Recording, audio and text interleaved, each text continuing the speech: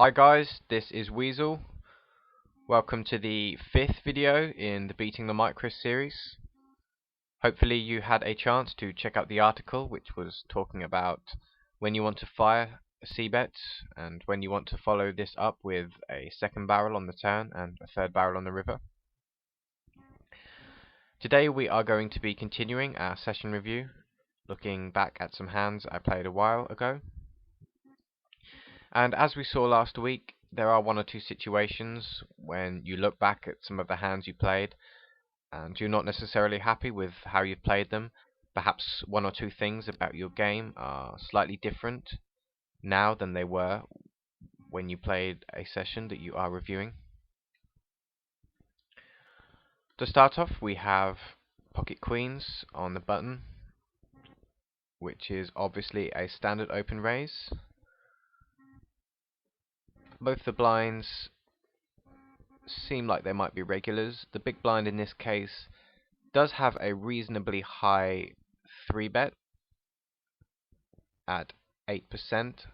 Over 26 opportunities to 3-bet. And looking at his statistics, it does seem that he is 3-betting more often from the button and the blinds, mainly from the button. It's quite possible he is 3-betting light. When he does 3-bet here, we could definitely consider flatting, given that we think he's 3-betting light. A hand like pocket queens is not necessarily a monster.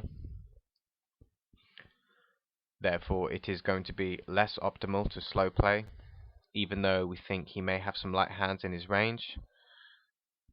If he's thinking, perhaps, that we think he is 3-betting light, he is definitely more likely to play back to a 4-bet.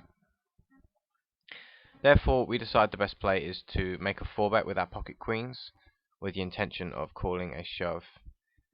He does end up flatting the 4-bet, which is interesting. Some people will only flat with a hand like pocket kings or pocket aces in this spot, so there are definitely possible hands he can have in his range. Given the fact that he is 3-betting quite wide, I do also think it's possible that he has some random hands with potential in his range.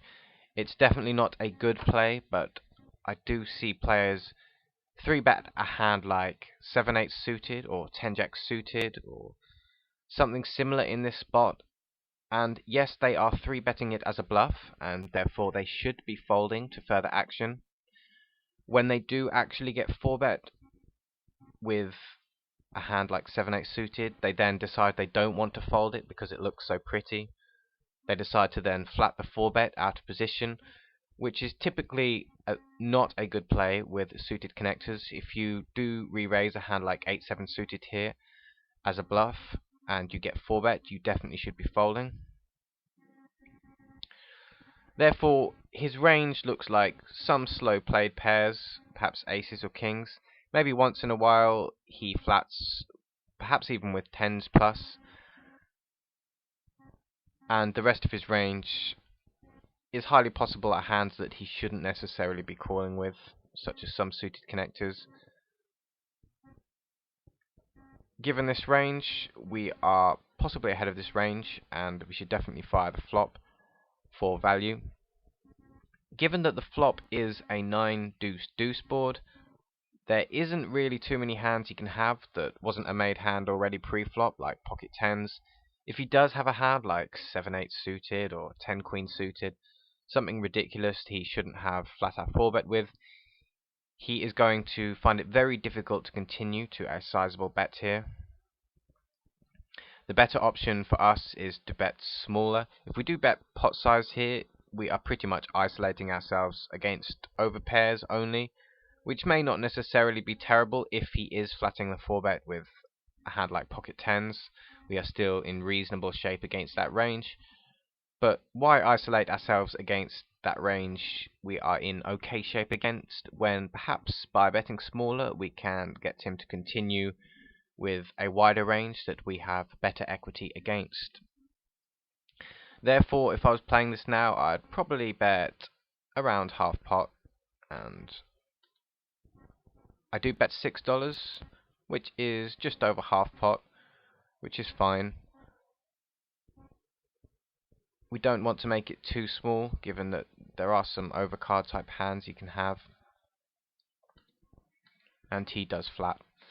The turn comes an 8 of diamonds, which is more or less a safe card.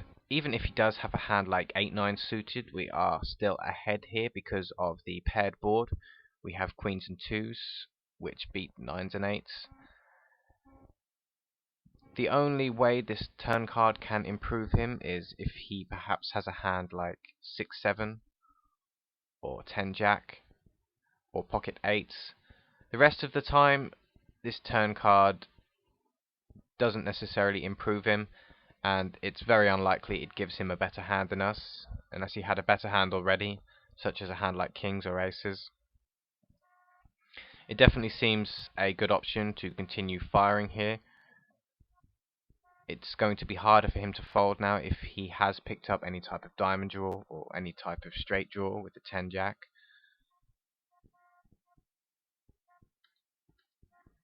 And given that we have less than a pot size bet, I do think shoving all in is fine. I don't think he is necessarily even going to be folding a hand like pocket 10s or pocket jacks. If he does have any 9x type hands in his range, then he may have a difficult time folding these also, if he thinks maybe we have a hand like ace king of diamonds and we are semi-bluffing this turn. If we suspect this player is a good player, it is likely he has perhaps only kings or aces in his range, so we are making the assumption that he is probably not a fantastic regular.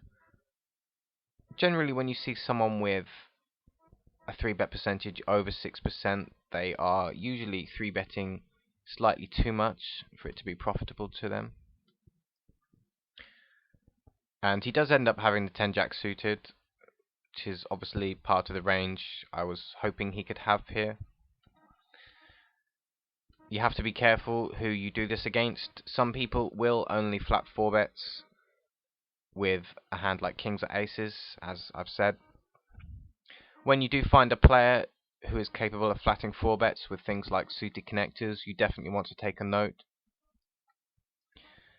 In this case, if we knew he was definitely flatting with a hand like 10-jack suited, it makes it even easier for us to just fire off 2 barrels after the flop and expect to be good a reasonable amount of the time.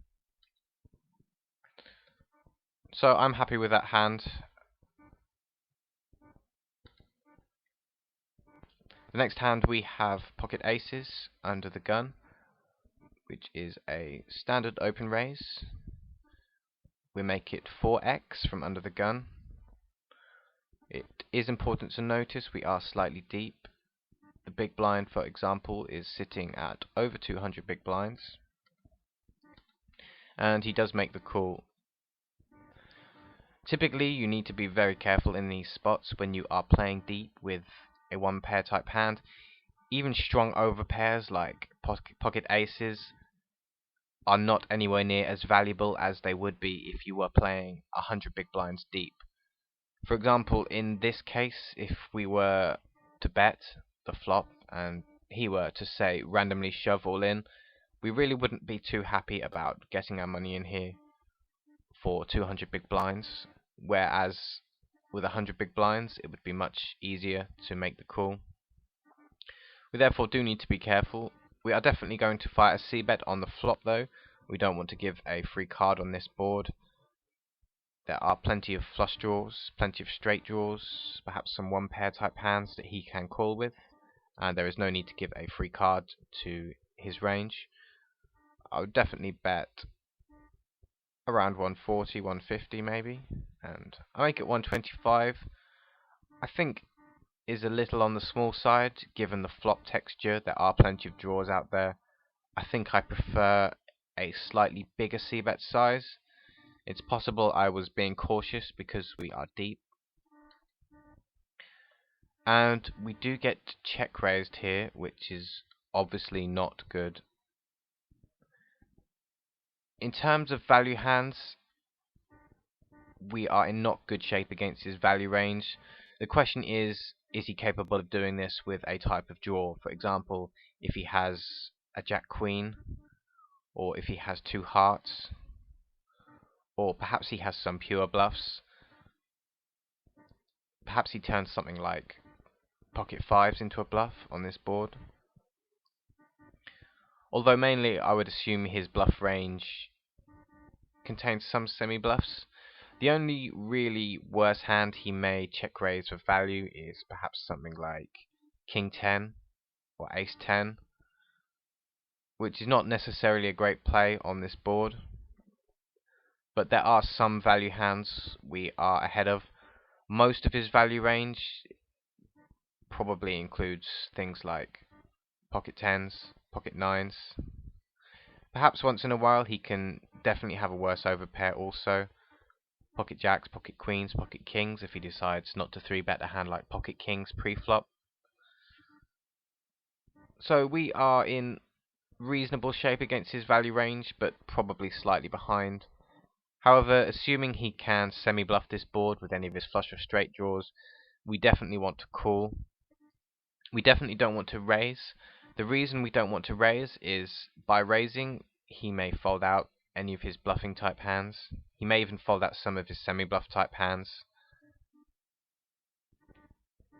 Against a range you think may contain a reasonable amount of bluffs or semi-bluffs, usually your best option is going to be to flat. The turn comes a 2 of diamonds. If he is semi-bluffing, or if he is value betting a worse hand, this turn card doesn't really change anything. Our plan is typically going to be to call the turn and hope that he can continue firing on some of his draws and semi-bluffs, and can also continue firing with some of his worst value hands like 10x and pocket jacks plus. He does make it very small here. We definitely could consider a raise. We do need to be careful, just given the fact that we are 200 big blinds deep. I think when he bets this size, perhaps his most likely holding is not going to be a strong value hand like a set. I think this does look like a draw with no showdown value. Therefore, I think maybe the best play is to make a small raise here. If he'd bet a larger size, for example 2/3 pot or larger, I would definitely be flatting here, for the same reasons that I flat his flop check raise. Given his turn bet sizing, while he could sometimes be doing this with a strong value hand in an attempt to induce a raise, I think his most likely hand here is a drawing hand, and I should put in a small raise for value. I do end up flatting, which is okay if he is taking some weird bet small induce line with a set, or perhaps maybe even a 2-pair hand. Then we save money, but I think it's probably going to be slightly higher EV to put in a turn raise for value. He's probably going to still continue with a lot of his draws and probably most of his worst value hands. The river comes a 7 of hearts, which is not a great card in that it completes any heart draw he may have had. It does complete a draw like 8 jack, although we don't really expect him ever to have a hand like jack 8 in his big blind cold calling range versus an under the gun open. Therefore, the main hand we are worried about is made flushes. He bets small on the river. I think our best option is to flat here. We still expect to have the best hand a reasonable amount of the time. The reason we can't raise is because we ourselves, by raising, are representing a strong made hand such as a flush, and therefore it's harder for him to call with any hand that isn't a flush. And I think most of the time he either has perhaps some type of busted straight draw, or maybe a one pair type hand, perhaps a 10x, or perhaps pocket queens. None of these hands can really stand up to a raise, so by raising the river, we are isolating ourselves against a range we don't do too well against. Therefore, I think the best option here is to flat the river. And he ends up having the king jack, so it's something to maybe take a note of, as I have small check raise on flop with gut shot plus overs. It's often interesting to know a little bit of information about someone's check raising range on the flop. At the micro stakes, there are many players who will only ever check raise the flop if they have a very strong made hand. It's possible my smaller flop c-bet size induced a check raise semi-bluff also. Perhaps if I'd bet slightly larger, he would be flatting with a hand like king jack rather than making a small check raise. Moving on, we have pocket queens on the button, and under the gun open raises, the cutoff calls. Given that there are two players, we could decide to make a 3-bet here. Typically, we don't want to be 3-betting versus an under the gun open. Sometimes you'll find yourself in a situation where you can 3-bet, and versus the player under the gun, it's essentially a bluff, but versus the player in later position, it's actually a value bet. Given that this Baloo06 guy looks quite tight so far, I do think the best option here is to flat with our pocket queens. Hope to flop an overpair or a set. The flop comes jack 4 deuce. It's quite possible we have the best hand. The original open raiser under the gun decides not to c-bet. We expect him to be c-betting any of his overpair type hands. He doesn't necessarily have to be c-betting a hand like ace king or ace queen with no club. We expect him to c-bet a hand like ace jack, maybe even a hand like pocket tens. When he doesn't c-bet this board, it's quite likely he doesn't have much of a hand. The player in the cutoff takes the initiative, and he makes it reasonably small. I do think it's possible he would 3-bet pre-flop a hand like kings or aces, even against an under the gun opener. Therefore, it's quite possible we have the best hand. Unless he's flatting a hand like pocket jacks, there aren't too many hands he can really have that beat us here. Maybe he can have pocket fours or pocket twos. But a lot of his range for leading the flop can include a hand like ace jack, perhaps king jack, queen jack. He can also have pretty much any flush draw. He can also have a hand like pocket fives plus, given that the initial open raiser doesn't continue with the hand.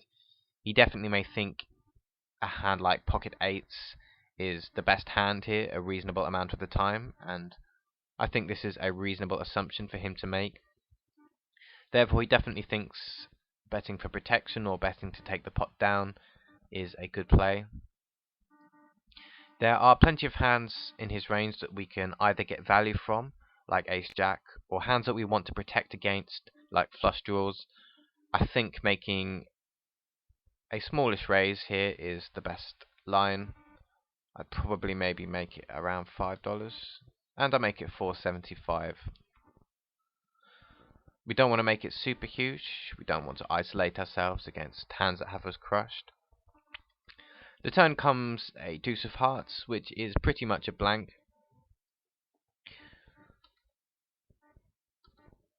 When he checks to us, we continue betting the turn for value, with a plan of shoving any safe river, and he folds.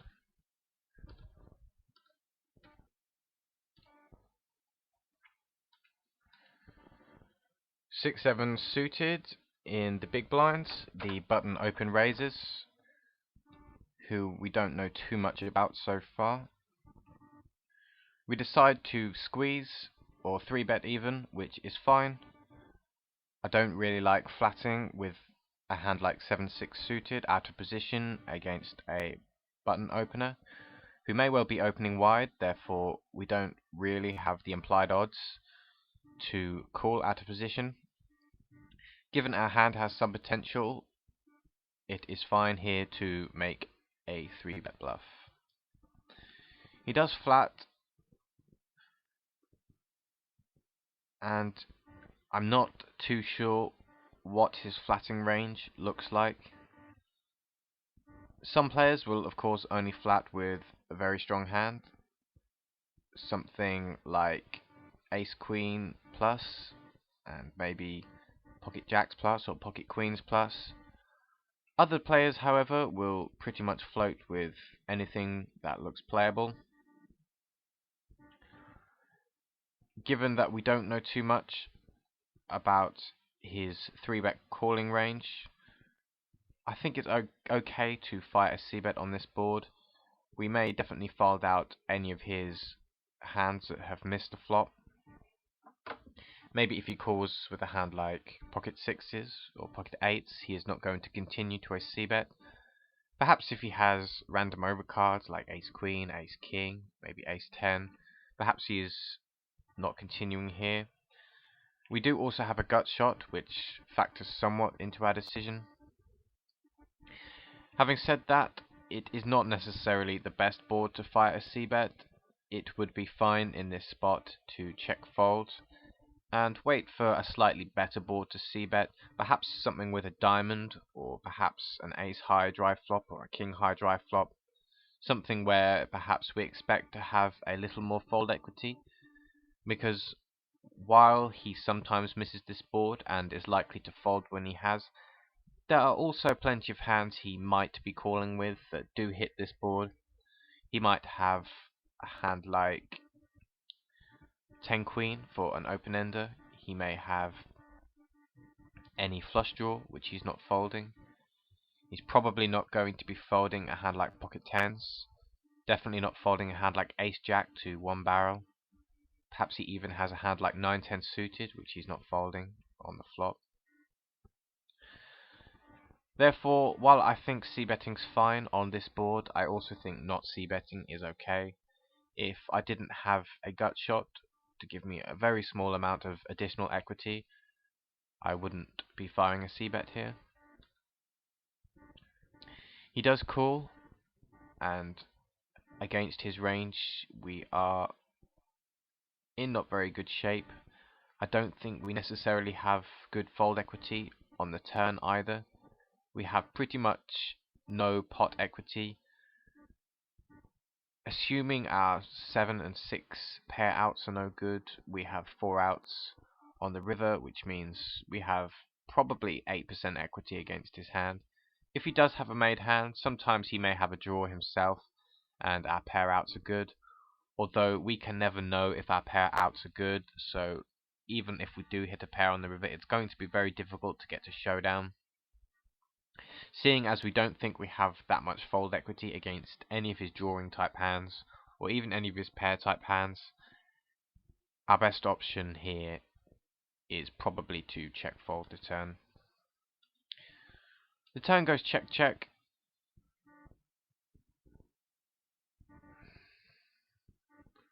It does seem like he might be firing with any of his made hands on the turn.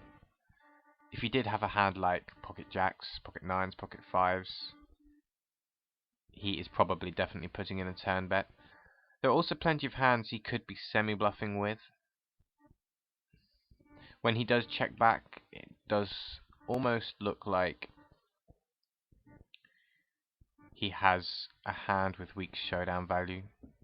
Perhaps something like ace-9 suited or ace-jack, which he doesn't feel is strong enough to put in a bet, although perhaps there's no reason why he shouldn't with a hand like ace-jack, but maybe a hand like 9-10. It's also possible he does check back some of his draws if he has a club draw, or he has an open-ender type hand, or even a gut shot type hand. While I would expect him to semi-bluff these hands a reasonable amount of the time, it is entirely possible he checks back a hand like ace 10 of clubs, or a hand like 10 queen.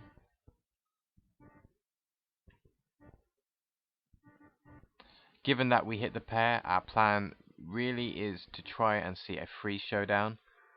I'm not going to be too comfortable check calling on this river. However, it does seem that a lot of his range is going to be busted draws, and a lot of his weaker showdown hands he can't really value bet with. For example, if he has a hand like 9-10, it's very difficult for him to now fire a value bet on the river, given that he checked the turn.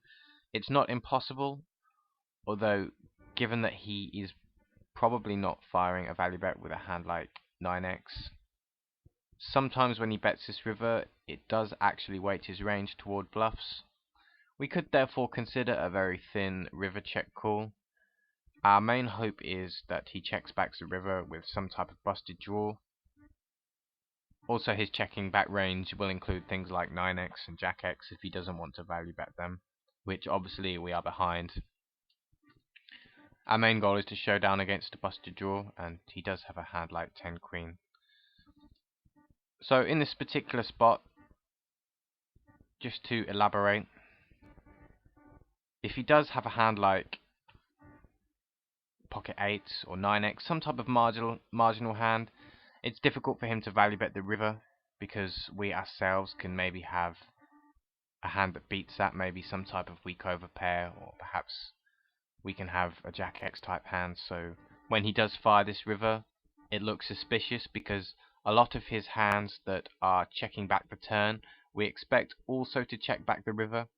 That doesn't mean he always will, it depends how he perceives our range. But given that there aren't any super strong made hands in his range that he checks back the turn, if he were to, say, fire pot size on this river, it would look very suspicious, and we may even be able to bluff catch with a hand as weak as a 7x here.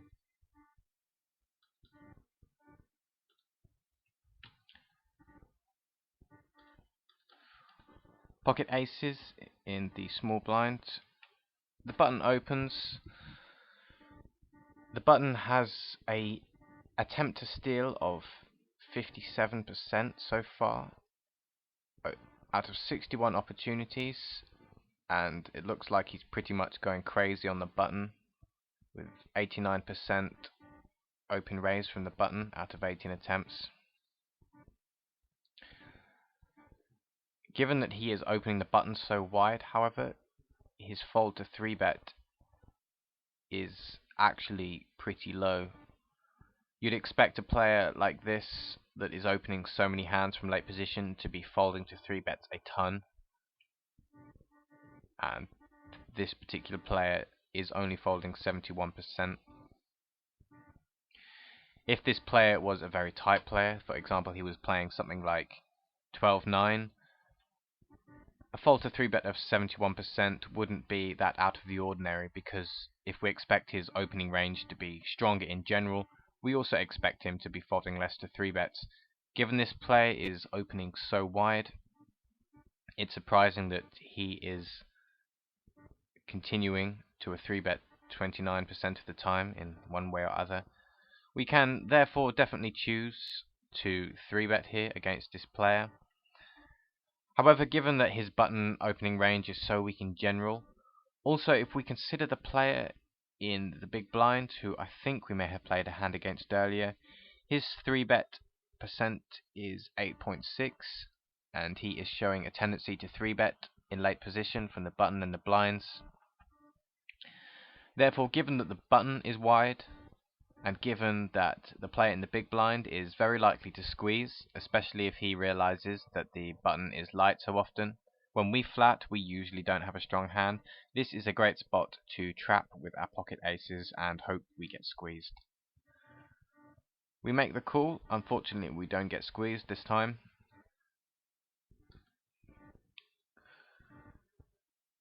The flop comes 8-10 deuce. You can definitely do either on this board, given that the button is the player with the initiative. The standard play is probably to check to the button and hope he fires a c-bet and check call with your pocket aces. You could even consider a check raise on this board. If he has a flush draw or a straight draw, he may continue to a check raise. We also don't need to be as worried about the heart draw because we have the ace of hearts ourselves. We therefore have a redraw should the turn be a heart. We also know he himself doesn't have the ace of hearts. I think I probably prefer leading this board and hope he does something spewy in terms of raising our donk bet, and I think all the options are fine really. Donk betting is fine, I think check calling is okay, and I think check raising is definitely fine. I think I possibly prefer donk betting here just because in general players do not respond to donk bets as well as they respond to check calls and check raises, simply because most people don't donk even at the micros.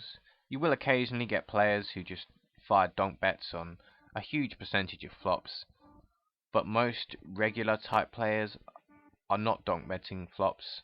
Therefore people have less experience playing against donk bets, and some people will just auto raise any donk bet, which is obviously good for us if we're holding our overpair. Also, just in terms of ranges, it may be more profitable to make a donk bet.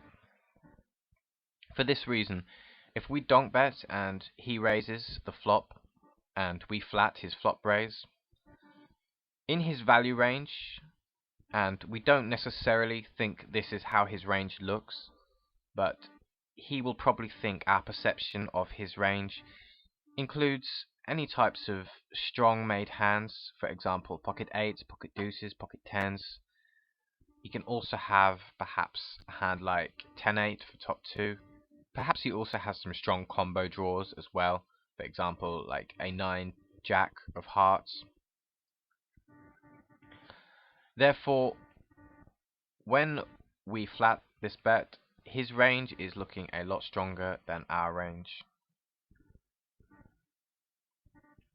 If we take the other scenario where we check,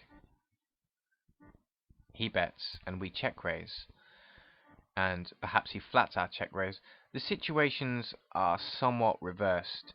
We can have any strong made hand that we would want to check raise, for example any set.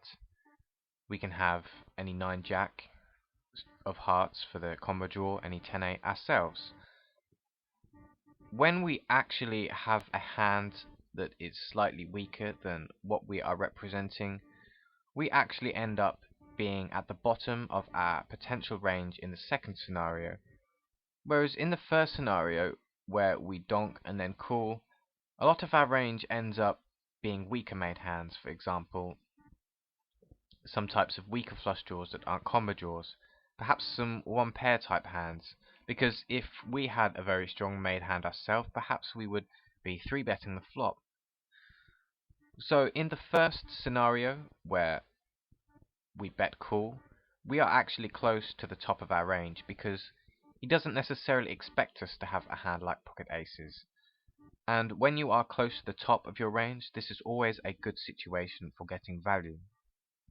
In the other scenario, where we check raise, however, when our range in his mind consists of strong hands such as pocket eights, pocket tens, with a hand like pocket aces, we are actually close to the bottom of our range, which is not a good situation for getting value. The reason being, when we bet and he puts us on a very strong made hand, he is not going to continue with a lot of the hands we might otherwise get value from pocket aces with, because he weights our range in general towards stronger hands than pocket aces. It may be a difficult concept to get your head round, but the main point is, when you are value betting, you ideally want to be close to the top of your range rather than close to the bottom of your range. For example, when we bet call this flop, we donk bet and then we call his raise, he may perhaps, when he sees our hand, complain that we are actually at the top of our range with a hand like pocket aces, when in actual fact we've played the hand in such a way that we can be at the top of our range. Therefore, I do think the best play is to donk. When I played this hand at the time, I wasn't necessarily thinking on that level. It's definitely fine to check, especially since this guy has such a wide opening range from the button. There aren't too many hands that can stand a lot of heat on the flop. These hands, however, can definitely fire a c-bet on this flop, maybe even barrel some turns and rivers.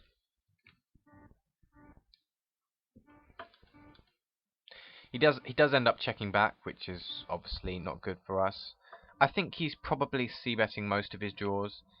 He does have a slightly lower c-bet percentage than average, around 55% of flops he has c-bet so far. However, this is perhaps to be expected given the fact that he is opening from the button so wide. When the turn comes a king, I definitely want to be betting for value on this board and protection. He may even call with some worse heart draws. Perhaps he will call with a queen of hearts with his flush draw. He can also have picked up some draws, for example, a hand like Jack Queen, 9 Jack, which obviously had an open ender on the flop also, and perhaps we expect him to c-bet these hands. He may have a type of King X hand that he is going to call, and we don't want to give him a free card to see any of his outs.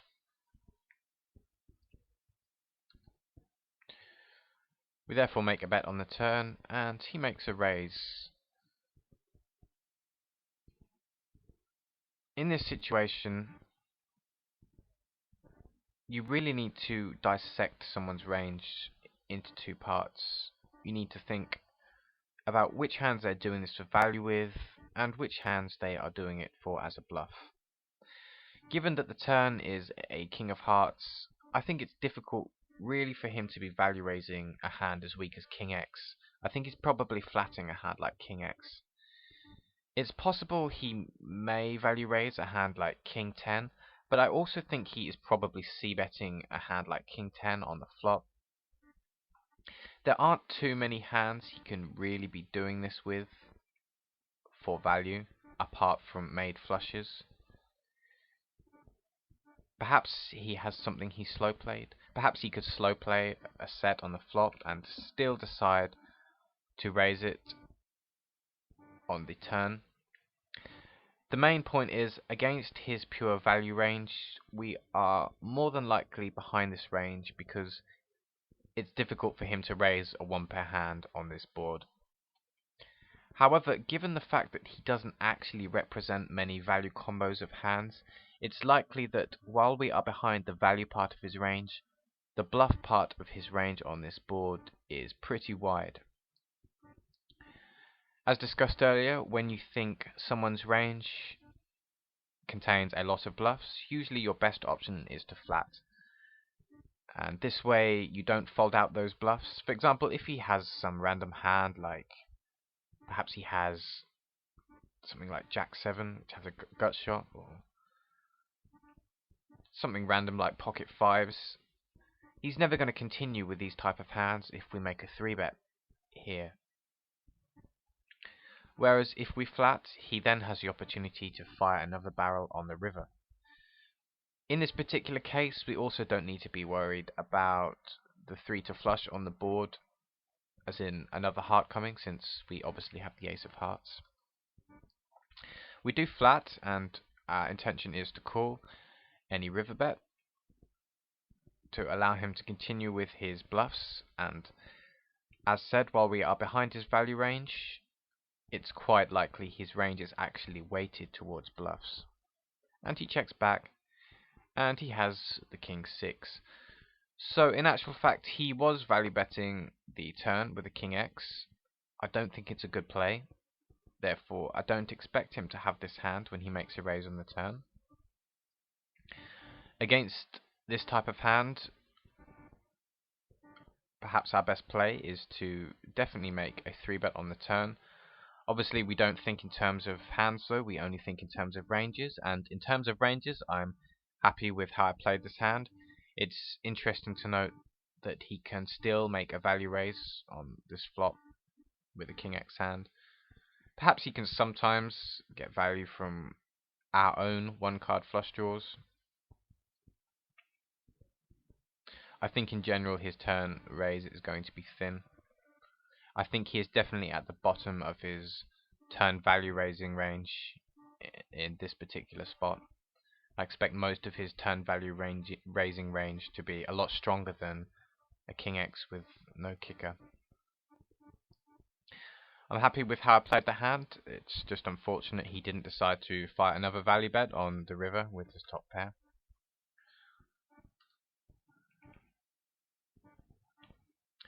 Pocket fives from middle position, we make a standard open raise, and the cutoff, who is playing 52-18 so far, makes the call. The button also tags along, who is playing 45-19, and both of these players are sitting with around half stack. It's quite likely that both of them are fish. The big blind tags along as well, and he has been playing 69-38 over 26 hands. He is also not sitting with a full stack. This does seem as if it might be a very nice table. We do flop the open-ender, and this player leads out. And it's a bit of a tricky situation, really. If it was just this player alone, we would definitely be calling here because we have 8 outs for our open-ended straight draw. It's also possible that some of the time when we do hit a 5 on the turn, we may have the best hand. Although not always. I definitely think there are plenty of aces he can have that he's leading with, and he just sees that he's got 4 cards towards making a straight and decides that's good enough to lead with. Against this range, or this particular hand, we are of course ahead. If he does have something like ace 10, we are actually ahead of this hand at the current moment. And we also have 2 blockers for him to complete his straight. The other types of hands he could lead are, perhaps he has a 5 himself, although less likely. You can definitely have some types of overpairs, for example, pocket 6s plus. And against these hands, we do of course have some implied odds. If the turn is a 6 and he has a hand like pocket 8s or pocket 9s, it's quite possible we'll get the rest of his stack. The main problem with calling here is we have 2 players behind us, either one of which could put in a raise. I do think, even with this risk, I think the best option is flatting. So far, both of these players have been reasonably passive. We haven't seen too many hands. I think it's less likely they are going to raise with anything that's not a very strong hand, and therefore is an easy fold for us if they raise. Whereas they can definitely continue with a wide variety of hands. They can definitely continue with any ace, any overpairs themselves. They can even continue with a hand like King 10 for overcards. Given the good price we're getting, I think making the call here is probably the best option, and hope we don't get raised. The button flats, which is a good outcome for us because we do get slightly better odds to make our hand. The turn is a king, which is not a good card for us, just because it doesn't complete our straight draw, so our equity is reduced. We now have 16% chance to hit, and it's likely we are not going to get odds to call if one of these players bets. It does get checked round, however, and we do make a hand on the river. It's checked to us, and I definitely think making a sizable value bet here is a good idea. I definitely think either of these players can have aces in their range. I don't think they are going to put us on a lone 5 too often. I think if we even bet $5 here, we are going to get paid off by a hand like ace 10. And I bet $4, which I think is fine. And both players fold. Ace king in the small blinds. It's folded round to us. The player in the big blind has been playing 24.19 over 71 hands, 3-bet% of 4.5. The stats look reasonable, however he is short stacked, so perhaps he is not too great. We make a standard open raise in the small blinds. The flop is not really a great board for a c-bet. We do have a backdoor flush. We of course have two overcards which are quite possibly live. It's definitely fine to fire a c-bet here. It's not the greatest board. You could definitely choose not to fire a c-bet on this board. When we do hit our overcard on the turn, and we also have a redraw to the nut flush draw, I think we should definitely be firing this turn for value. There are many of his hands that he can maybe call again with.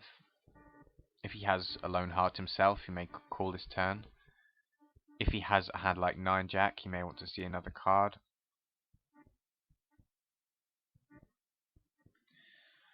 I do decide to check, which I don't like that much.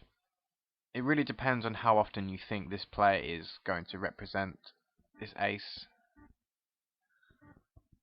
It is possible, given that he has an aggression factor of 3 so far, it's possible he may see this card, he may see us perhaps even insta-checked. He may decide that he can get a reasonable amount of folds on this card. It's an over card, it completes the flush draw, and he does have plenty of flush draws in his range.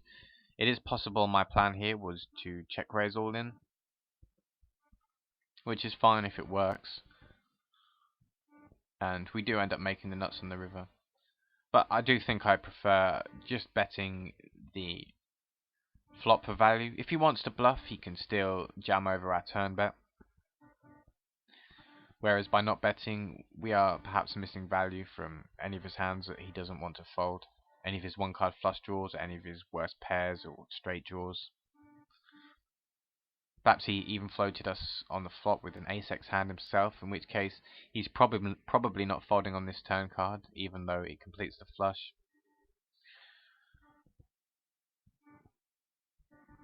When we do make the nuts on the river, I think it's fine not to bet here, in the hope that we can check raise.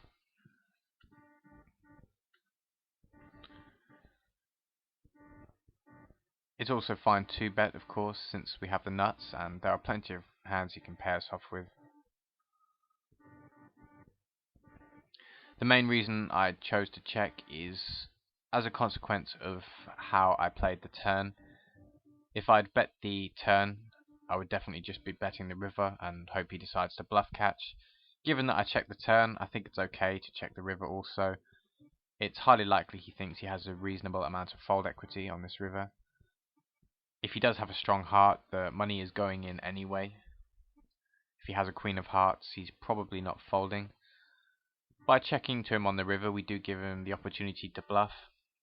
The downside to checking the river is he may check back a hand like the 7 of hearts, whereas he may even bluff catch with that hand if we were to bet the river.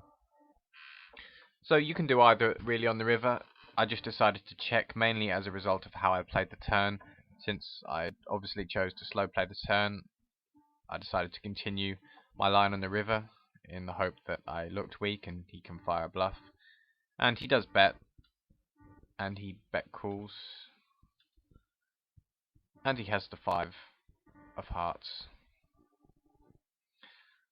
So given the fact that he decides to bet call with a hand as weak as 5 of hearts, then I don't mind the way I've played this hand at all. The danger is that he is going to check back a hand like 5 of hearts rather than bet for value. But not only does he bet for value with the 5 of hearts, but he bet calls.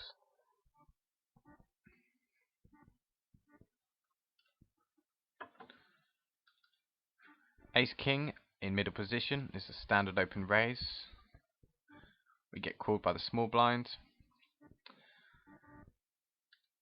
and he donks out. The flop is not a great flop for us. Obviously, we do have top pair, top kicker. There are plenty of hands that beat us on this board. If we were to raise and then get 3-bet on this board, we would pretty much always be behind. There are plenty of hands you continue with. By raising, we are most of the time isolating ourselves against a hand we don't do well against. Our best option here is really to flat and hope we can get cheaply to showdown. We do turn trips. The only thing this really changes is that it's now less likely he has a King X type hand. If he did have a hand like Queen 10, also we are now ahead of this. Given that we now beat his 2-pair combos, also given his turn bet sizing, I think it's unlikely he has a strong made hand. He may even have a worse King X himself. He may have a hand like King Jack. He may also have a hand like King Queen or King 10. But pretty much any King X hand is less likely just due to the fact there are 3 King X hands out there. I definitely think, all these things taken into consideration, the best option is to make a raise on this turn with the intention of shoving the river. So set up stacks nicely. I do decide to flat. I think I obviously was not thinking clearly about this hand. And was perhaps worried about something like King Queen or King 10, which there's really no need to be worried about such a hand. Even against a hand that has the nuts, like an Ace Jack or 9 Jack. First of all, I think he's probably betting the turn a lot bigger with a hand like Ace Jack, despite the fact that the board's paired. The same with a hand like 9 Jack, and I was obviously still worried about these hands, but given his bet sizing, I think there's really no need to be worried about him having a strong made hand here. Whereas if he does have 2 diamonds, or if he has some type of Jack X hand, or maybe even some types of Queen X hands, if he has a hand like Ace Queen, for example, I don't think he's necessarily folding to a raise here. Especially now there's the King on the turn, it's less likely that we ourselves have a King X type hand. I definitely think the best option is to raise here with the intention of shoving good river cards. Even if he does have a hand like Ace Jack and 9 Jack, we obviously have outs. Any Ace, any 10, any Queen are all good outs. Therefore, I don't like my flat here. When he bets a river this size, there are less hands that he can now call a raise with for value, because if he has 2 diamonds or a lone Jack, he is obviously bet folding here with his busted draws.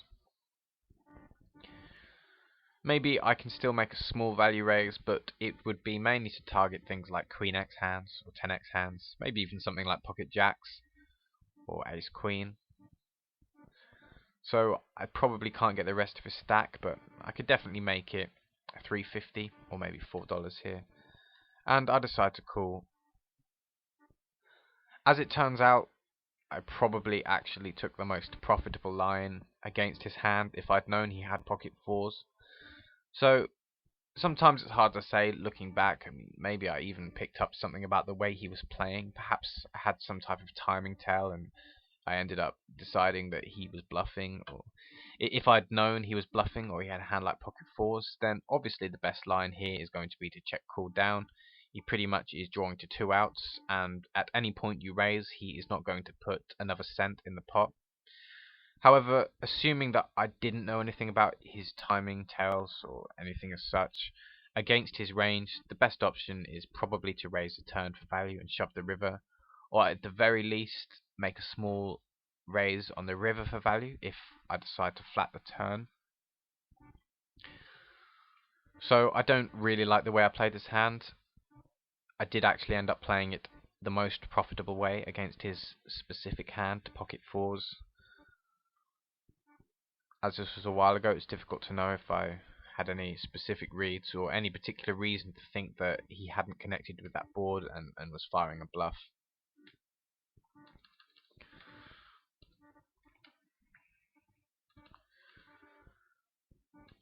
We check back the 4-7 suited in the big blind after the cutoff open limps, who is likely a fish playing 53-29 over 51 hands, and the button, who is also a half-stacked fish by the looks of things, limps behind.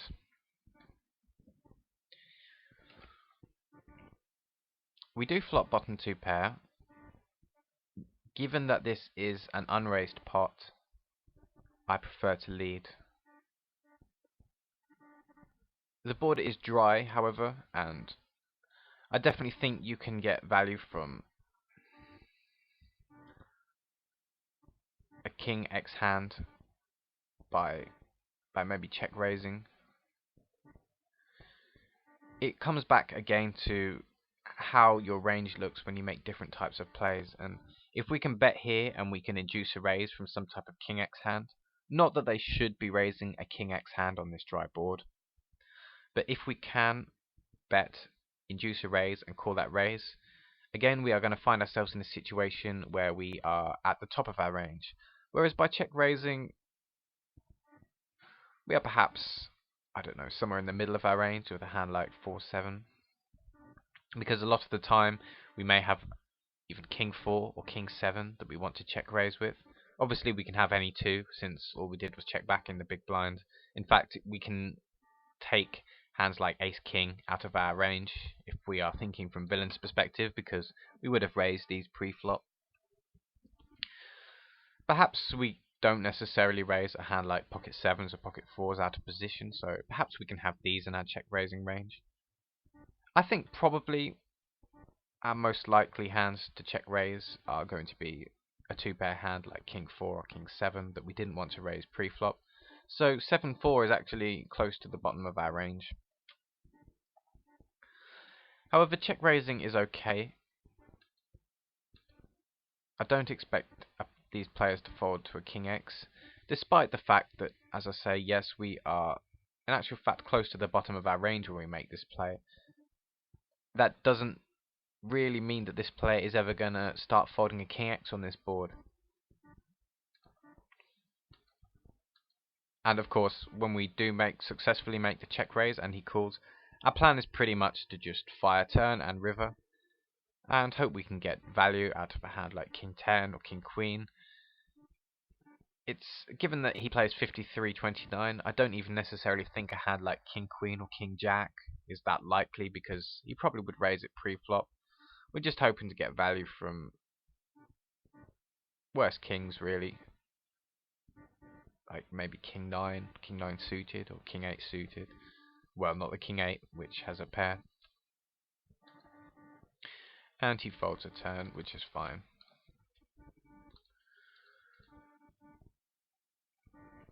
The player on the button makes a min raise, and I decide to flat, which is okay. I don't necessarily love it because of the stack sizes. It's going to be difficult to play this hand profitably out of position. Even though it's highly possible I am ahead of this player's range, it's still going to be difficult when I do flop some type of hand. The stacks aren't really deep enough to hope to ever flop a flush or a straight. We're really looking to flop top pair hands. We're really looking to flop an ace, and when we do flop an ace, we are not going to be in the best situation, because most of his range wants to commit on an ace high flop is going to be a better ace than ace tray. Given the fact that this button player, the stats I have on him, he seems to be opening quite wide. He's opened 3 out of 4 cutoffs, 1 out of 1 small blinds, 2 out of 2 buttons. It's highly possible the best play here, if I think I'm ahead of his button opening range, which I likely am. Besides folding, the best play is probably going to be to make a 3-bet with the intention of calling a shove. I do decide to flat, and the board is ace high.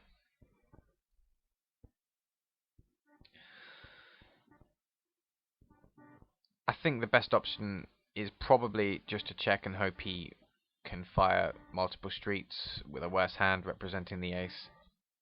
I don't think there's much reason to donk bet here. unless we think it's going to look bluffy in his mind. I'm not sure this player is thinking much about anything at all. Therefore, we're just going to check cooldown and hope our ace high is good. And I do decide to jam the turn, which I don't really like at all. It may only seem a small difference between check calling the turn and then check calling the river. In actual fact, given the fact that he may have turned to draws, it's not necessarily that bad. He can have some 8x type hands. But with his 8x type hands, he can definitely still fire the river when he misses. Especially if he gets to the river and he's got a hand like 8 high or 10 high. He is quite possibly just going to be shipping the rest of his stack in as a bluff. Whereas this way, if he does have any pure bluffs, if he does have a hand like Jack Queen, he's not continuing here, whereas he can fire the river if I just check call the turn as a bluff. Therefore, there are some merits to raising here. Yes, you do charge an 8x type hand or any other type of drawing hand, but you may still get money from these hands anyway. So some of the time, by check jamming this turn, you are actually folding out any of his bluffs and isolating yourself against hands like better aces. Although given his stack size, who knows, perhaps he's not folding a 9x hand. If he had a hand like 9-10, he's possibly not folding to a check raise here. In actual fact, there's probably not too much difference in it. I think the best line is to check call down, however. If it's possible that you think he is never going to bluff the river with his busted draws, then, and you also think he will pay off with a 9x or 7x type hand, then perhaps check raising the turn is even the best play. Given this guy's so wide, I think I tend towards just check calling down and hope he can fire 3 streets on a bluff or value own himself with something like pocket 10s or pocket jacks. Pocket kings from middle position, we open raise to 4x and we get called by the big blind, who is playing 29-21 so far, 7.7% 3-bet over 175 hands. Falls into the category of aggressive regular.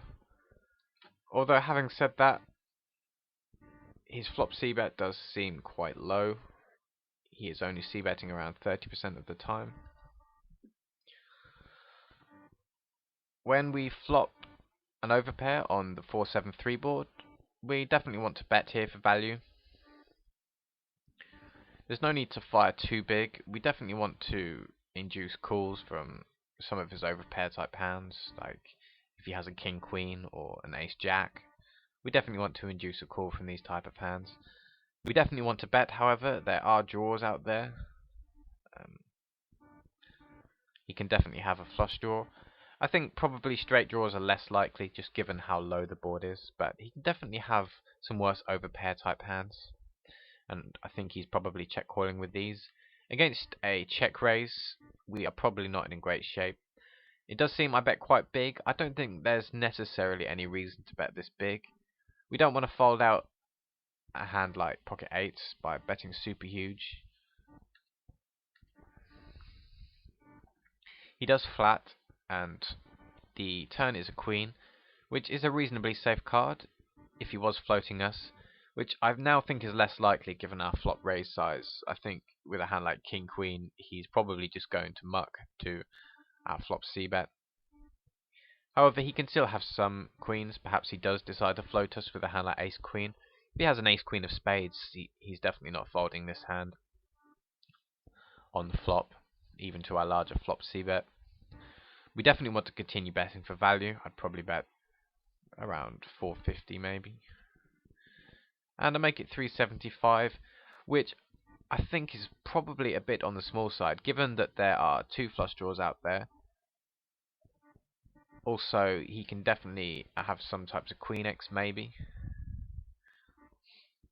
The advantage of this raise size is if he does have a hand like pocket 10s, he is more likely maybe to call again, even though this overcard is a scare card to some of his range.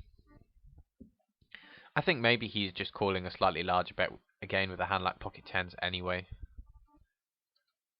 And he does fold. 7-8 suited from the cutoff. We open raise. The small blind calls. Who is playing 21-12. And he is 3-betting a reasonable amount. 8.3%. On this 10 deuce deuce board, given that it is so dry, I might decide to c-bet. The downside is we don't represent too much on a 10 deuce deuce board. There is a flush draw he can call us with. Also, so far this player has shown a tendency not to fold to c-bets, so checking back on this board is fine, which I do. When he checks the turn to me, first of all, I think he's probably betting a lot of his made hands on the turn. If he has a hand like pocket eights, I don't think he's going to check the turn to us again. If he has a hand like pocket eights or pocket nines or pocket sevens or sixes or fives, it's probably the best hand. And given that the turn is now a 4 of clubs, why give a free card to a hand that's probably behind, such as any overcards or even any one card flush draw? Therefore, I think his range is looking very weak here, and I think it's a good spot to bluff. And I would bluff with the intention of firing a lot of non-club rivers, because I think a lot of his calling range when we do bet here is going to be hands with one flush card in them, one club, one high card club, because I don't think he's necessarily floating with pure overs. If he has a hand like ace jack of diamonds, he's probably just going to fold to a bet here, given that the flush is now there on the turn. The problem with just firing one bet would be he has, I don't know, say ace 9 with the ace of clubs, and we bet and he calls with his flush draw and the rivers are blank and he checks the river to us and we check back because he didn't fold, and of course he shows down his ace high and it's good. So given the fact that we have pretty much zero equity, we probably don't have the best hand. We should definitely only bluff this turn if we are willing to fire 2 streets on good turns and rivers. He does call, so hopefully he does have some type of one card club draw. The 6 is a pretty safe card. It doesn't really improve him too much. If he now has a hand like ace 9 of clubs, there's not really a lot he can do on this river apart from check fold. There's no reason that he would ever suspect his ace high was good, or even perhaps he has the king of clubs. He has no reason to really suspect this hand is good when we fire 2 streets. Make it 275 and he folds. So in these particular spots with no equity, it can actually even be a mistake to just fire 1, especially when you don't have sufficient fold equity. But if you can select which are good river cards to fire another barrel on, and you plan beforehand that you're going to fire certain river cards, you can then turn it into a profitable spot. And the same goes for c-betting also. There may be some situations where firing a c-bet by itself is not actually profitable, but if you follow up with a decent number of turn barrels, you can then make the overall situation plus EV. Perhaps even firing flop and turn could be minus EV in itself, but if you know when's a good spot to 3 barrel, you can then make the overall exchange plus EV. In this particular case, firing the turn on its own is probably not going to be profitable with a hand like 8 high, but firing turn and then firing certain river cards is profitable against his range. Pocket 7s on the button. Middle position, open raises. We are definitely calling here, hoping to flop a set. Oops. The flop comes Queen King 3 after the small blind tags along. Who's playing 15-13 so far? We expect him to have quite a strong range of calling here. Maybe some broadways, although he does have a high 3-bet percent. Perhaps he's 3-betting a hand like ace queen or ace king. A lot of his range here is going to consist of pocket pairs, which probably miss this queen king 3 board. Perhaps occasionally has a hand like ace queen or ace king in his calling range. Given that the original open raiser doesn't c-bet, he is probably check folding this board, because it's likely he is going to c-bet any queen x or king x. He also might c-bet a hand like ace jack on this board, or maybe even ace 10, and hope to take it down. When he checks, it's likely he's check folding, and as we've said, it's likely the small blind has a hand like pocket 8, which he can't really continue with. When we bet here, we are representing a queen or king quite strongly, and both players fold. Ace queen offsuit, we open raise from the cutoff. The button calls, who seems quite fishy so far. He has been playing 57-17 over 25 hands. And the big blind calls, who also looks like he might be a fish. He is not sitting full stacked, and he is playing 37-7.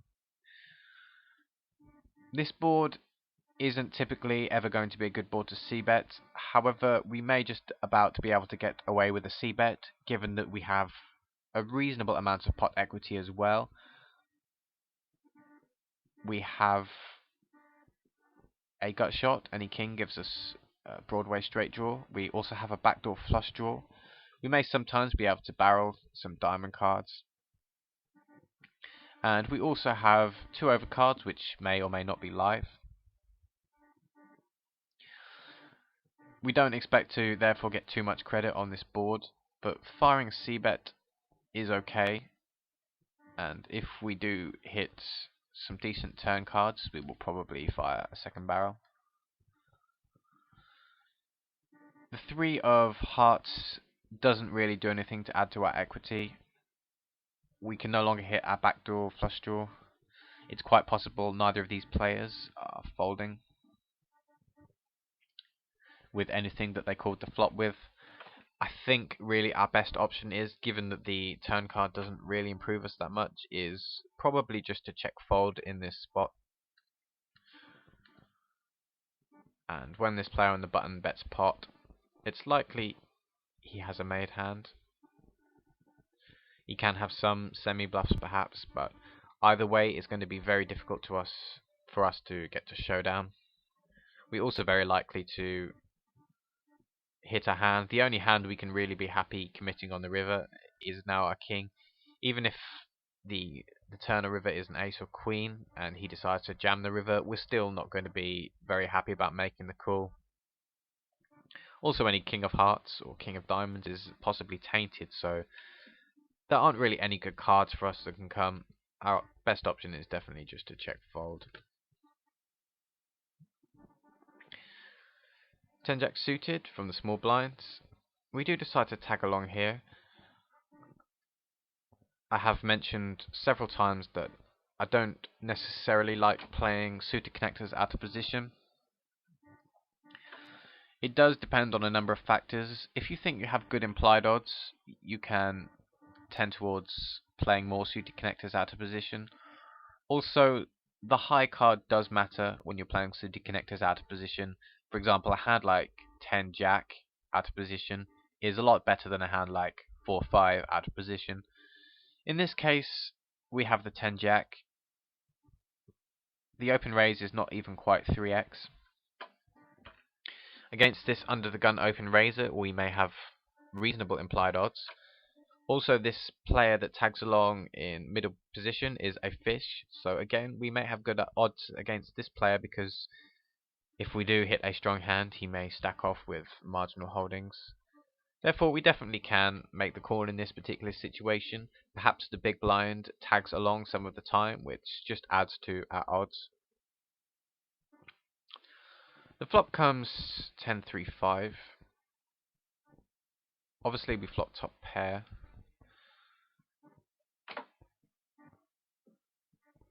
We could consider donking here. The only problem is, if we do get raised, there's not really anything we can do. However, given the fact that this fish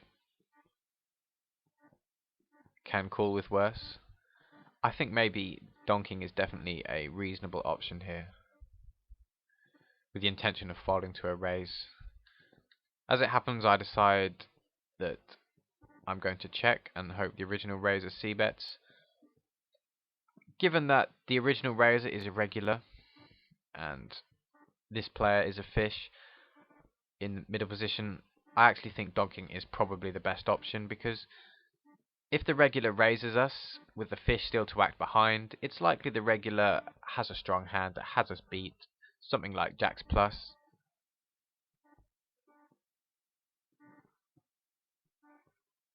Whereas the way we've played it here is going to be difficult for us to continue, especially out of position. If the fish does call, then we can perhaps even fire multiple streets with our weak top pairs or kicker. Check calling against this regular, even if we do have the best hand, we are more or less playing a guessing game, because it's difficult for us to really check call many turns and rivers. We are just going to be closing our eyes and check calling down and hoping he doesn't have a 10x hand beat, which it's entirely possible he does.